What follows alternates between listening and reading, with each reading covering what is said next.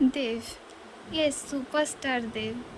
দেব একটা ইমোশন, বিশেষ করে আমাদের জেনারেশনটার কাছে।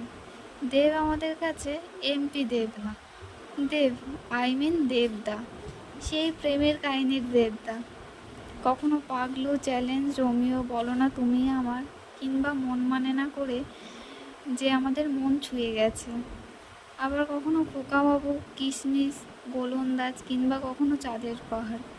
উফ, সেই দেবদা, যাকে টিভির পর্দায় রোম্যান্সের সিনে দেখে কোথায় হারিয়ে যেতাম, সেই দেবদা।